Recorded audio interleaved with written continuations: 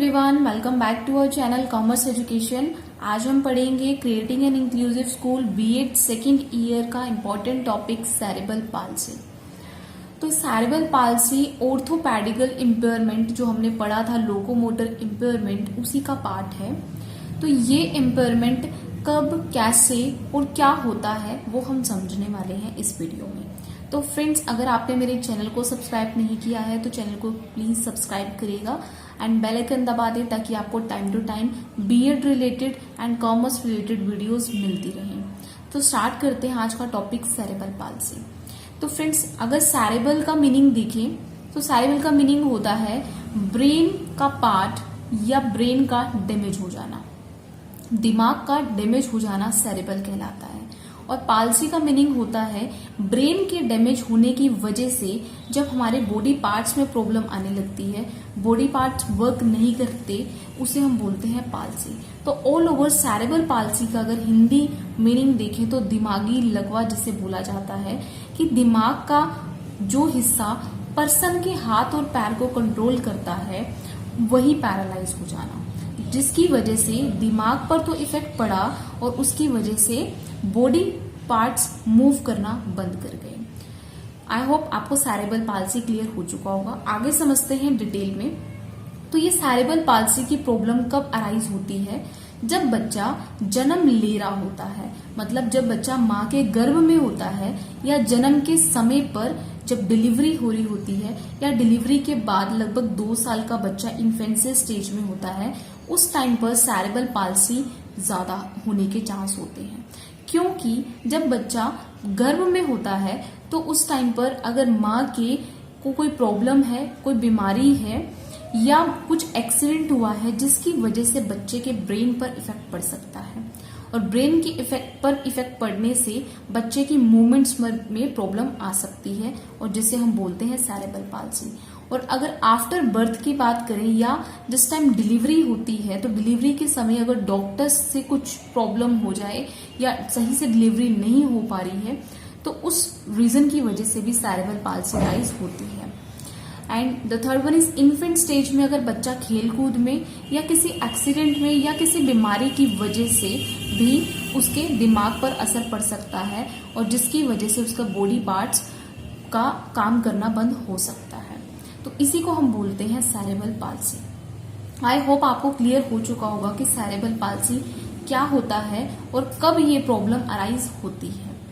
तो अब समझते हैं कि क्या क्या लक्षण दिखेंगे बच्चे के अंदर जब सेरेब्रल पाल्सी होगा।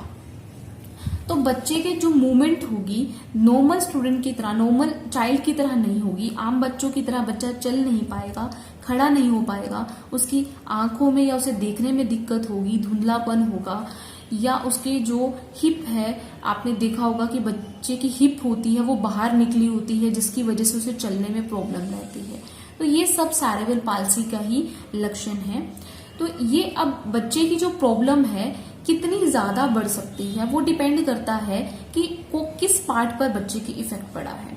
अगर उसका इफेक्ट ज्यादा है, मतलब कोई एक्सीडेंट हुआ और ब्रेन पर इफेक्ट ज्यादा पड़ा, तो बच्चे की जो बॉडी मूवमेंट्स हैं उस पर भी ज्यादा इफेक्ट पड़ सकता है। अगर इफेक्ट ब्रेन पर कम पड़ा, उसकी वजह से बॉडी पार्ट्स भी कम इफेक्ट हो सकती हैं। तो डिपेंड करता है कि बच्चे के ब्रेन पर कितना असर पड़ा है और किस पार्ट पे असर पड़ा है।